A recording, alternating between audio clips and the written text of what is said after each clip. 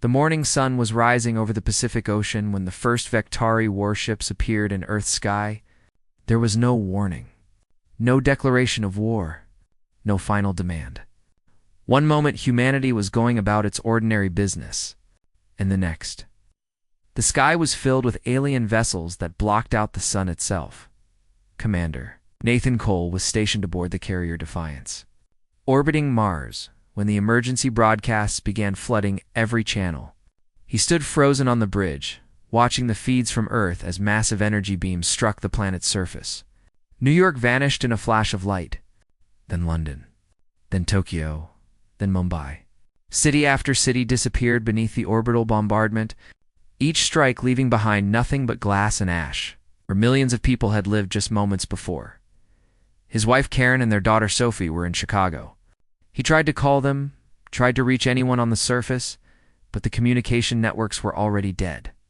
When the beam struck Chicago, Nathan felt something inside him break. It was not a dramatic thing. There was no scream, no tears. He simply felt a part of himself go cold and quiet.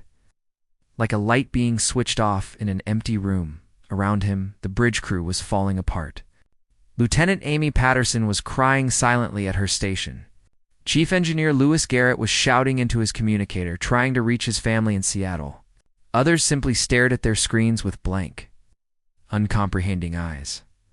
The Vektari were an ancient species, older than humanity by thousands of years. They resembled massive crustaceans, standing nearly 3 meters tall, with armored shells and multiple limbs that could crush steel. They had been rivals of humanity since first contact 80 years ago, always watching human expansion with cold, calculating eyes. But no one had expected this. No one had imagined they would simply appear one day and start killing. The attack lasted 6 hours. When it was over, 12 of Earth's greatest cities were gone. 2 billion people were dead. The cradle of human civilization had been burned, and the Vektari fleet simply turned and left. As if they had completed a minor errand, Nathan was still standing on the bridge when the communication from the Galactic Council arrived. The Council was the governing body of the galaxy, a collection of elder species who had maintained peace among the stars for millennia. Their representative, a tall gray being named Counselor Threnvok, appeared on the main screen with an expression that might have been sympathy. "Commander Cole," Threnvok said, his 4 eyes blinking slowly. "The Galactic Council extends its deepest condolences for this tragedy. However, we must inform you that all human military vessels are ordered to stand down immediately. The Vektari have filed a formal complaint claiming that human ships violated their territory. While we investigate these claims, both sides must observe a ceasefire." Nathan stared at the alien for a long moment. "They just killed 2 billion people. Terrible loss," Threnvok agreed. "But the Council cannot permit retaliatory action until the matter has been properly investigated. You must understand, Commander. Peace must be maintained." "Peace," Nathan repeated. The word felt strange in his mouth, like something from another language. "You want us to make peace with the species that just burned our world? The Council's mandate is clear. All parties must comply with our directives. The Vektari fleet will withdraw to their borders. Human forces will return to designated holding areas. Justice will be served through proper diplomatic channels." The transmission ended. Nathan stood in silence, feeling the eyes of his crew upon him. These were people who had just lost everything. Their families, their friends, their entire civilization had been shattered in a single morning. And now the galaxy's great powers were telling them to be patient, to wait for justice that might never come. Lieutenant Patterson spoke first. "Sir, what do we do?" Nathan turned to look at her. She was young, maybe 25, with red hair and freckles and eyes that were swollen from crying. He remembered that she had a brother on Earth, a teacher in Boston. Boston was one of the cities that had been hit in the first wave. "Navigation," Nathan said quietly. "Plot a course for Vektari space." The navigation officer, a man named Pete Collins, looked up in surprise. "Sir, the Council ordered us to stand down. I heard them." Nathan's voice was calm, almost gentle. "I also heard that 2 billion people are dead. My wife is dead. My daughter is dead. Your brother is dead, Lieutenant Patterson. Everyone we ever loved is gone, and the Council wants us to wait while they investigate. He walked to the center of the bridge and looked at each of his officers in turn. I'm not going to force anyone to follow me. If you want to comply with the Council's orders, I understand. No one will judge you for that choice. But I'm taking this ship to Vectari space, and I'm going to make them pay for what they did. For a long moment, no one moved. Then Louis Garrett spoke from the engineering station. My parents were in Seattle. I'm with you, Commander. One by one, the others added their voices. Amy Patterson, Pete Collins. Every officer on the bridge committed themselves to the mission.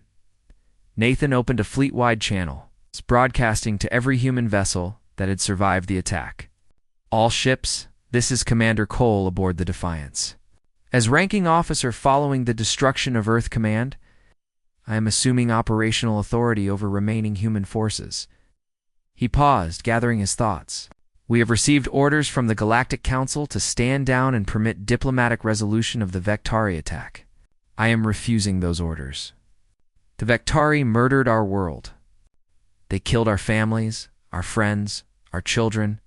The Council wants us to wait for justice, but I don't think justice is coming. I think the Council will make excuses for the Vectari. Offer us some token compensation, and expect us to quietly accept our fate. His voice hardened.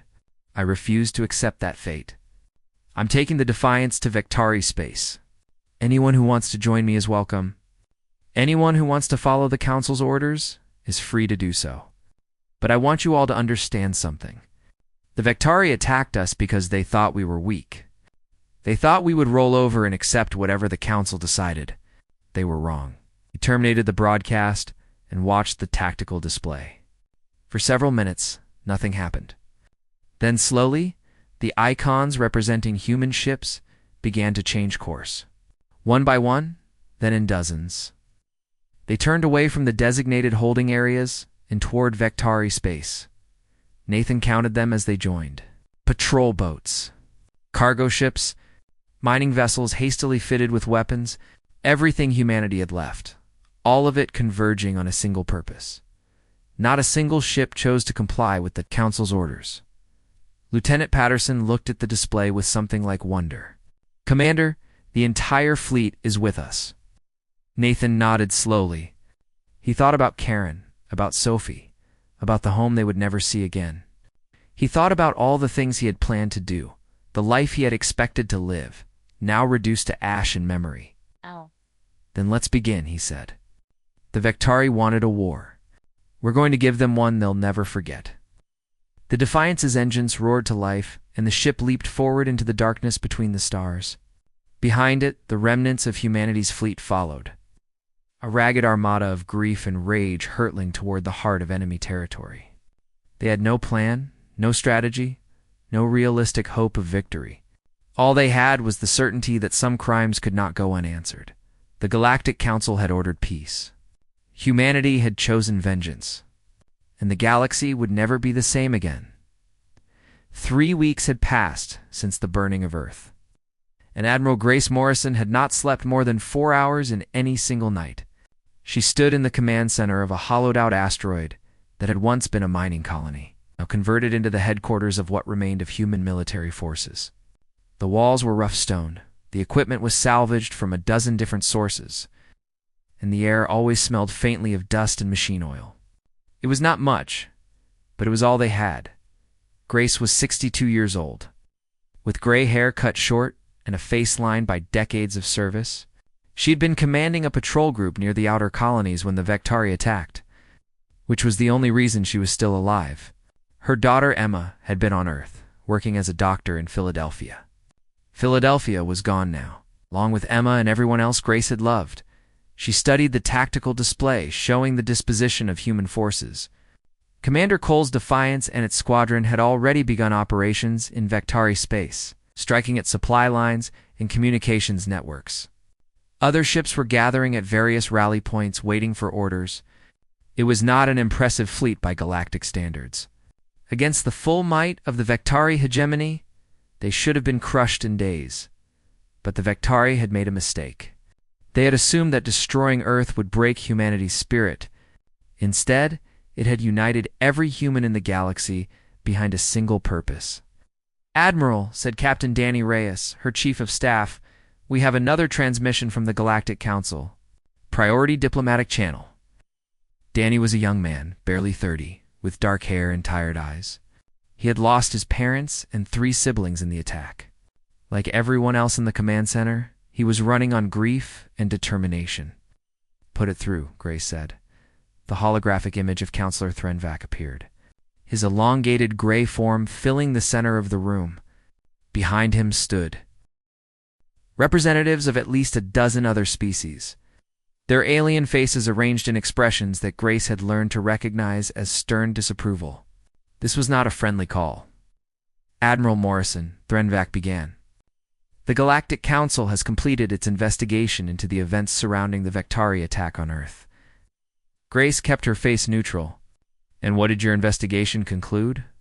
"We have determined that while Vectari response was disproportionate, human prospecting vessels did indeed violate Vectari claimed territory in the Kepler sector. This violation, while minor, provided legal grounds for Vectari military action under the provisions of the Territorial Sovereignty Accord." Grace felt a cold anger building in her chest. Legal grounds. You're saying they had the right to kill 2 billion people because some mining ships flew through the wrong patch of space?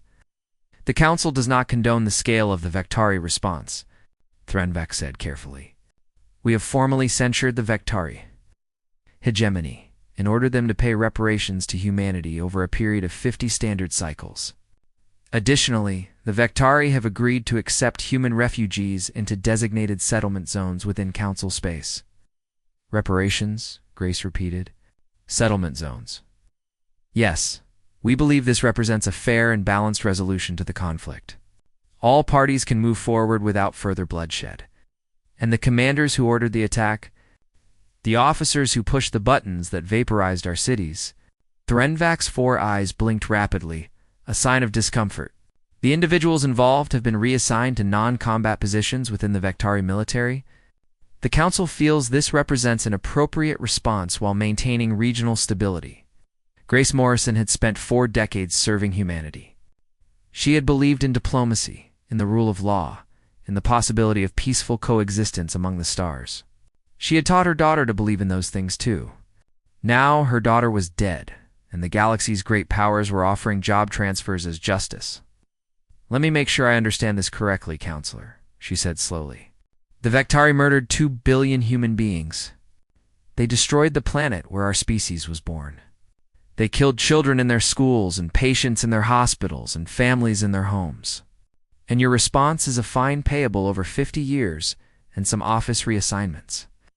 The Council must consider the broader implications, Admiral. The Vectari hegemony is a significant power in this region of space. Open warfare would destabilize the entire sector and potentially draw other species into the conflict. We must think of the greater good. The greater good." Grace looked around at the officers gathered in the command center. She saw the same cold fury on every face, the same bitter understanding that the galaxy did not care about human lives. "Counselor Threnvac, I have a counterproposal. Humanity rejects your investigation. We reject your reparations. We reject your settlement zones. The Vectari committed genocide against our species, and we will respond accordingly. Admiral Morrison, if humanity defies the Council's ruling, we will have no choice but to impose severe consequences. You will be cut off from Council trade networks. You will be denied access to Council space. You will be declared a rogue state, and no member species will be permitted to offer you assistance of any kind." "Then declare us a rogue state." Grace stepped forward. Her eyes locked on the alien counselor. "Impose your sanctions. Blockade our colonies. Condemn us in every assembly hall in the galaxy. But understand this. We are not fighting because we think we can win. We are not fighting because we expect to survive. We are fighting because some crimes demand an answer, and the only answer we have left is blood and fire." Threnvac's form flickered slightly, as if the transmission was struggling to keep up with the tension. "Admiral, please consider what you are saying. Humanity is a young species. You have so much potential. Do not throw it away on a war you cannot win. We lost everything that mattered to us in 6 hours, counselor. Our home, our history, our families. The Vectari took all of it because they were afraid of what we might become. Now they're going to find out exactly what that is. She terminated the connection. The holographic image vanished, leaving only the dim glow of the tactical displays. Danny Reyes stood in silence for a long moment. Admiral, they're going to make our lives very difficult. Without access to Council trade networks, we'll have trouble getting basic supplies. Fuel, food, medical equipment. I know. Grace turned back to the tactical display. But we've been underestimated before, Danny. The Vectari thought destroying Earth would end us. The Council thinks sanctions will force us to accept their judgment. They don't understand humans. What don't they understand? Grace Morrison smiled, and there was no warmth in it. We've spent our entire history fighting against impossible odds. We've survived ice ages and plagues and wars that should have destroyed us. Every time someone tried to wipe us out, we came back stronger. The Vectari and the Council think this is just another political conflict, something that can be resolved through treaties and reparations. They're wrong. This is a matter of survival, and there is nothing more dangerous in the universe than a species fighting for its survival. She began issuing orders. Ships were dispatched to secure supply lines.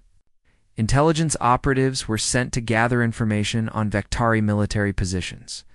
Engineers started working on new weapon systems, designs that had never been approved by the Council's strict regulations on military technology.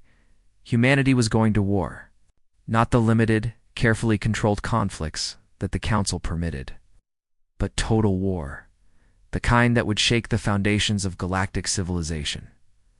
The Council had made their choice.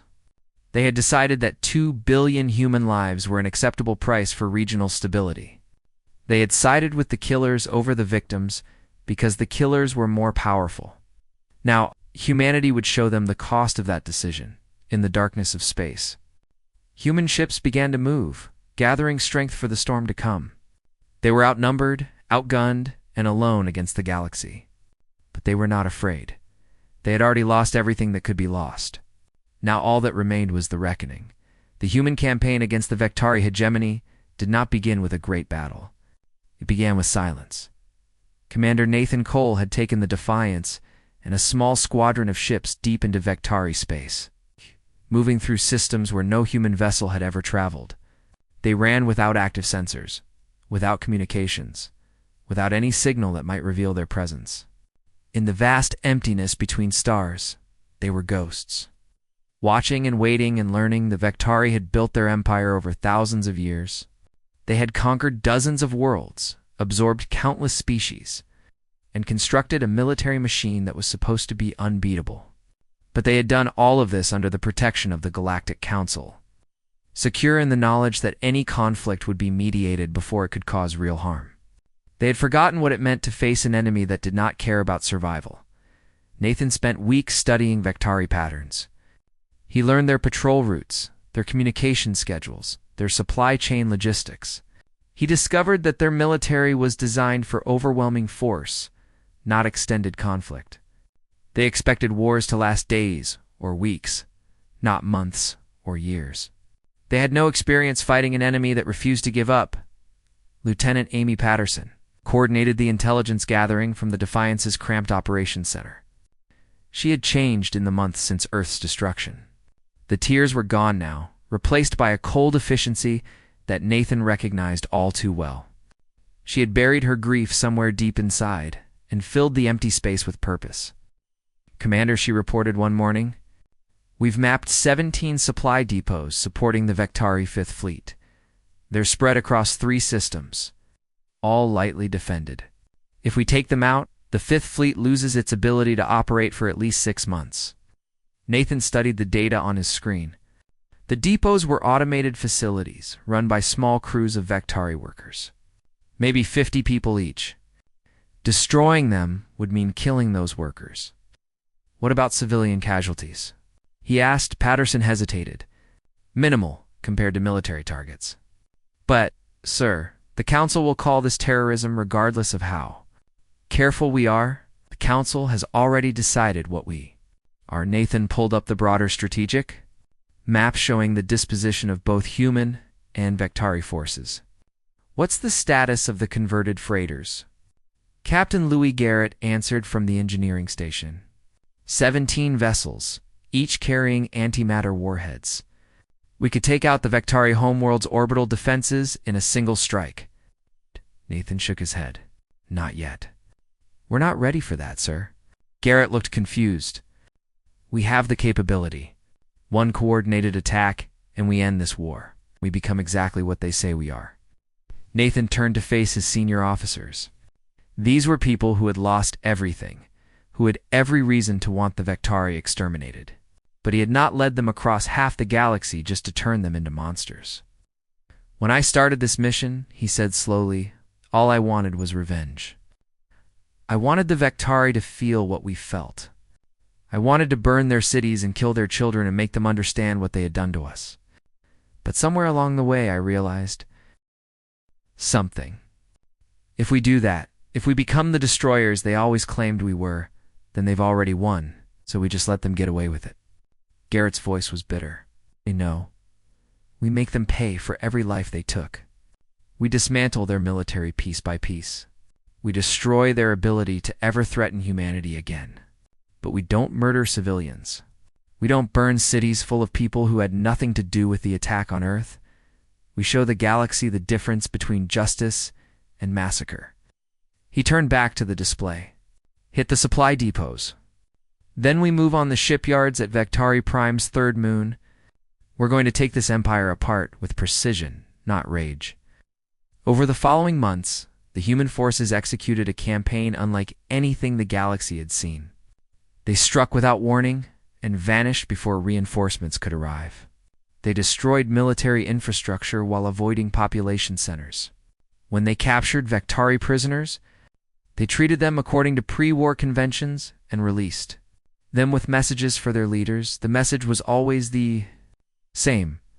This ends when you surrender those. Responsible for Earth, the Vectari did not know how to respond. Their military doctrine was built on the assumption that enemies would behave rationally. They would sue for peace when the cost of war became too high. But humanity was not fighting for territory or resources or political advantage. They were fighting because 2 billion people had been murdered. Nothing less than complete justice would satisfy them. Admiral Grace Morrison coordinated the overall strategy from her asteroid headquarters. She received regular reports from Nathan Cole and the other commanders operating in Vectari space, adjusting tactics based on enemy responses. She also managed the political dimension of the war. Responding to increasingly desperate communications from the Galactic Council, Admiral Morrison. Counselor Threnvac said in one such message. The Council is deeply concerned about the humanitarian situation developing in Vectari space. Your forces have destroyed 47 military installations in the past 3 months. This level of destruction is unprecedented in modern galactic history. Grace listened to the message without expression. Then she recorded her response. Counselor, the Vectari destroyed 12 cities in 6 hours. They killed 2 billion people, including children. In what you called a disproportionate response, my forces have killed approximately 8,000 Vectari military personnel in 3 months of operations, with minimal civilian casualties. If you want to discuss proportionality, I suggest you reconsider your definitions. The Council's sanctions had made life difficult for human colonies, but not impossible. Humanity had always been resourceful, and the crisis had forced them to develop technologies they might never have pursued otherwise. New mining techniques, improved recycling systems, better methods for growing food in hostile environments. The species that had crawled out of caves and learned to build starships was adapting once again. Meanwhile, the Vectari hegemony was beginning to crack. Their economy depended on trade with Council species, and the ongoing conflict was disrupting shipping throughout the region. Their military, designed for short, decisive campaigns, was struggling to adapt to a war of attrition. Worst of all, their population was starting to question why the war was continuing when the humans had offered clear terms for peace. Nathan Cole received intelligence reports showing growing unrest in Vectari society. Protests had broken out on several colony worlds, demanding that the government negotiate. Some Vectari politicians were publicly calling for the officers responsible for the Earth attack to be surrendered to human authorities. They're breaking. Amy Patterson observed one evening, studying the latest intercepts. Another few months of this, and they'll have no choice but to accept our terms. Nathan nodded slowly. Maybe, but we need to be careful. A cornered enemy is the most dangerous kind. They might decide that if they're going to lose anyway, they might as well take us down with them. His prediction would prove terrifyingly accurate. In the command centers of the Vectari hegemony, desperate leaders were already planning one final strike. If they could not win the war, they would ensure that humanity paid the highest possible price. They would destroy the largest remaining human colony, killing millions in a single blow. The humans had wanted vengeance. The Vectari would give them something to avenge. But that was a storm still gathering on the horizon. For now, human ships continued their relentless campaign, taking apart the Vectari war machine one piece at a time. They had learned patience in their grief. They had discovered that cold determination was more effective than hot rage. And they had shown the galaxy something it had never expected to see. A species that could be pushed to the brink of extinction and still choose to fight with honor. The Galactic Council watched in growing unease. They had expected humanity to self-destruct, to provide justification for their destruction. Instead, they faced an enemy that was methodical, disciplined, and absolutely unwilling to stop, for the first time in millennia. The elder species began to wonder if they had made a terrible mistake. 18 months after the burning of Earth, the Vectari hegemony was dying. Admiral Grace Morrison stood in the war room of a captured Vectari military command center. Surrounded by officers who had fought across 100 battlefields, the room still bore marks of its previous owners. Strange symbols on the walls and equipment designed for beings with multiple limbs, but it served humanity's purposes now. It's filled with human displays and human voices and human determination. The strategic map showed a picture of slow but steady victory. Vectari military forces had been reduced by more than 60%. Their shipyards were rubble. Their supply networks were shattered. Their population was rioting in the streets, demanding an end to the war that their leaders had started. Admiral. Captain Danny Reyes reported the Vectari government has sent a formal request for negotiations. They're offering to surrender the officers responsible for the Earth attack, pay substantial reparations, and accept human oversight of their military for 50 years. Grace considered this. It was more than she had expected, more than the Galactic Council had ever offered. A year ago, she might have accepted without hesitation. What do you think, Danny? Reyes hesitated. I think we've won, Admiral. The question is what kind of victory we want. We can keep fighting until the Vectari hegemony is completely destroyed. Or we can accept their terms and start rebuilding. Before Grace could respond, the communications officer called out from across the room. Admiral, we have an emergency transmission from Commander Cole. Priority Alpha. Nathan Cole's face appeared on the main screen. He looked exhausted, with dark circles under his eyes, and new lines on his face that had not been there a year ago. He had spent 18 months leading the most dangerous missions of the war, and it showed. Admiral, we've intercepted a communication from the Vectari Supreme Commander to their remaining fleet elements. They're planning a final strike before they surrender. Grace felt the familiar cold settling into her bones. A final strike against what target? The human colony at Proxima Centauri. 8 million people, Admiral. It's our largest remaining population center. The Vectari know they've lost the war, so they've decided to take as many of us with them as they can. If we're going to suffer, they want us to suffer as much as possible. The war room fell silent. 8 million people? Not as many as Earth. But still, 8 million human lives hanging in the balance. Families, children, people, who had survived the first attack and built new lives on a distant world. How long do we have? Their fleet is assembling now at their main shipyard complex.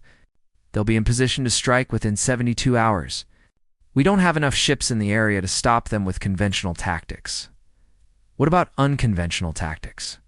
Nathan's expression grew grave. We have one option. The converted freighters, the antimatter weapons we prepared for an assault on the Vectari homeworld. If we deploy them against the assembling fleet, we can destroy it before it reaches Proxima. And the cost? Significant civilian casualties. Nathan paused, and Grace could see the weight of what he was about to say pressing down on him. The fleet is assembling at their main shipyard complex. It's not just a military installation. There are workers, technicians, support staff. Their families live there. Probably 2 million Vectari in total. 2 million Vectari lives against 8 million human lives. The mathematics were simple. The morality was anything but. Grace Morrison had spent 18 months fighting a war that she believed was just. She had refused to target civilians. She had insisted on treating prisoners with dignity. She had tried to prove that humanity was better than its enemies, that they could seek justice without becoming monsters. Now she faced a choice that would define everything they had fought for. Commander, she said slowly, is there absolutely no other option? None that I can see.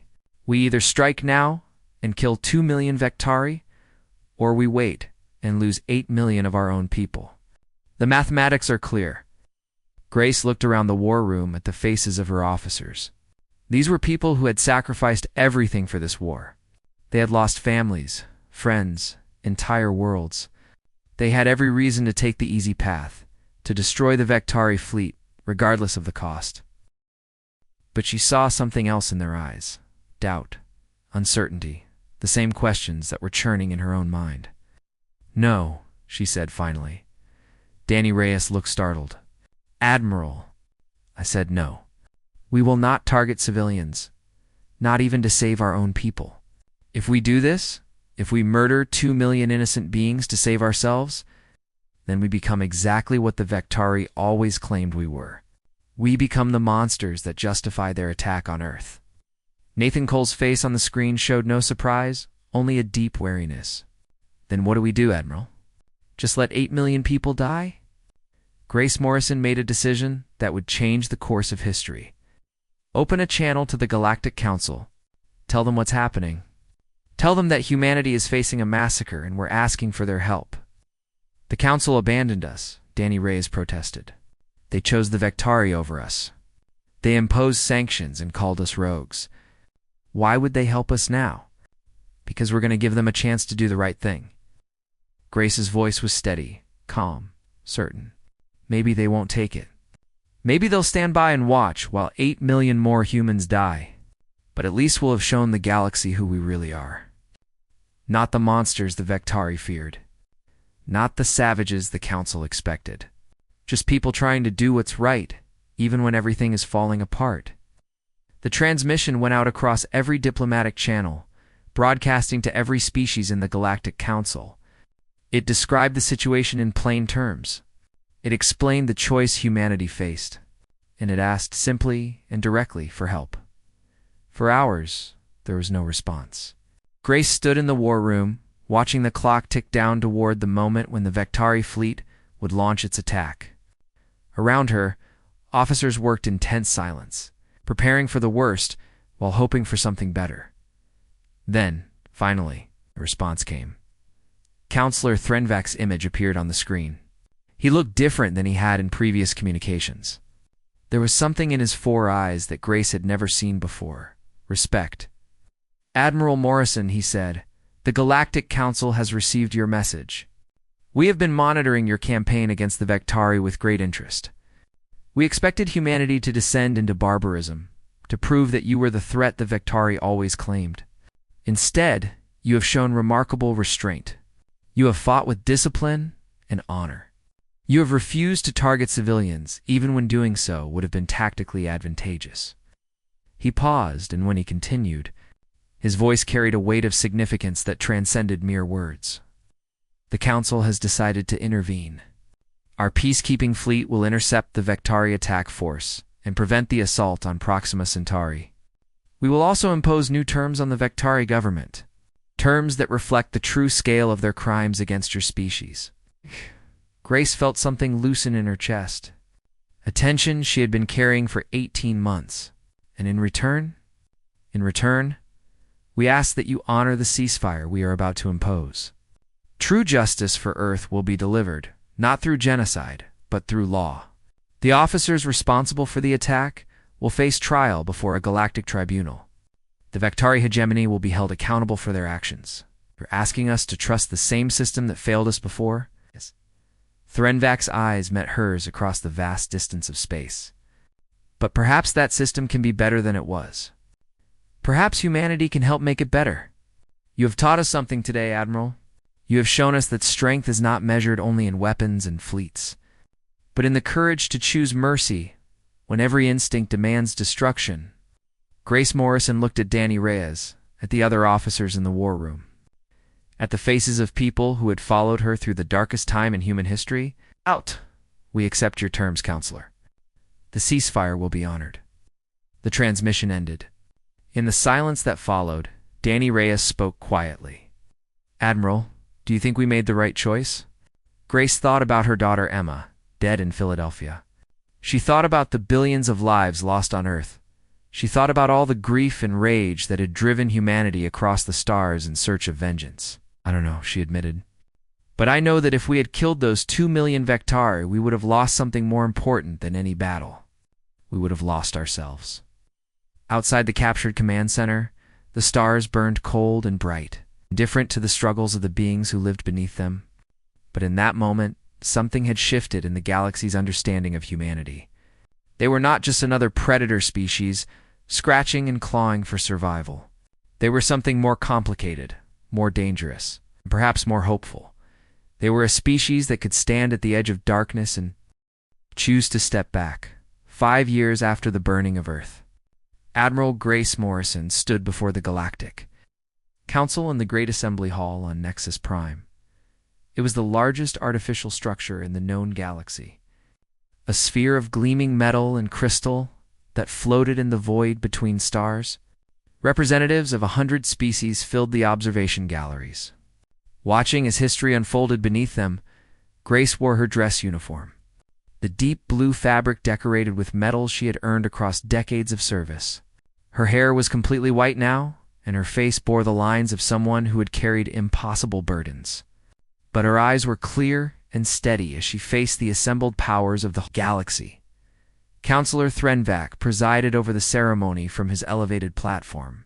His 4 eyes swept across the assembly, ensuring that every representative was paying attention. The Galactic Council has concluded its comprehensive investigation into the Vectari aggression against humanity, he announced, his voice carrying to every corner of the vast chamber. We find the Vectar hegemony guilty of genocide, the most serious crime recognized by galactic law. A murmur ran through the galleries. Genocide was a charge that had not been leveled against a major power in thousands of years. Pursuant to the Council's highest laws, Threnvac continued, we impose the following judgment. The Vectari military will be completely dismantled with only defensive forces permitted. The leadership responsible for the attack on Earth will stand trial before a galactic tribunal, facing penalties up to and including permanent exile. The Vectari hegemony will be placed under Council administration for a period of 100 standard cycles. Letting the weight of these words settle over the assembly. In recognition of humanity's conduct during this conflict, the Council grants the human species a permanent seat in this body. They have earned this position not through military conquest, but through their demonstration of restraint, honor, and moral courage in the face of unimaginable provocation. The assembly erupted in reaction. Some species applauded, others murmured in surprise or concern. A permanent council seat was something that normally took millennia to earn. Humanity had achieved it in less than a decade. Grace Morrison accepted the formal documents that confirmed humanity's new status. She thought about all the people who had not lived to see this moment. Her daughter Emma, the billions who had died on Earth, the soldiers who had given their lives in the war that followed. This victory belonged to all of them. After the ceremony concluded, she found Commander Nathan Cole waiting for her in a quiet observation deck, overlooking the stars. He had aged too, his hair touched with gray at the temples, but there was a peace in his eyes that had not been there during the war. We did it, he said quietly. We actually did it. Did something, Grace agreed, standing beside him at the viewport. Whether it's enough, I don't know. Whether it was worth the cost, I can't say. It won't bring them back. My wife Karen, my daughter Sophie, your daughter, the billions who died. Nothing can ever bring them back. No, Grace watched a distant sun flare briefly, a tiny spark of light in the infinite darkness. But maybe we've built something that will prevent it from happening again. Maybe we've shown the galaxy that humanity can be more than just another species fighting for territory and resources. Nathan was quiet for a long moment. You know, there will be people who say we should have finished the Vectari, that we were weak for showing mercy, that we betrayed the dead by not taking complete revenge. Let them say it. Grace turned to face him. I made my choice, and I can live with it. Can you? Nathan thought about that question seriously. Perhaps for the first time since the war ended. He thought about Karen smiling at him across the breakfast table, about Sophie laughing as he pushed her on a swing, about all the small moments that had made up the life he lost. He thought about the rage that had consumed him after their deaths, the burning need to make someone, anyone, pay for what had been done. And he thought about the night when they had faced the choice of destroying 2 million Vectari to save 8 million humans. He remembered standing on the bridge of the Defiance, watching the tactical display, knowing that one word from him could have ended the crisis. He had wanted to give that word. Part of him still did. I think so, he said at last. When I started this, all I wanted was revenge. I wanted the Vectari to suffer exactly what we suffered. I wanted to burn their worlds and kill their children and make them understand what they had done. But somewhere along the way, I realized that destroying them wouldn't bring my family back. It wouldn't fill the emptiness inside me. It would just create more emptiness, more grief, more broken families on both sides. So what now? Nathan looked out at the stars, at the vast galaxy that humanity was now officially part of. Now we rebuild. We honor the dead by living well, by creating something worth remembering. We show the galaxy what humanity can be when we're not fighting for survival. In the years that followed, humanity would become one of the most influential voices in the Galactic Council. Their seat was not earned through military might alone, but through something the galaxy had rarely seen: the capacity for restraint when every instinct screamed for destruction. Other species sought human advice on conflicts, recognizing that humanity had learned something profound about the balance between justice and mercy. The burning of Earth was never forgotten.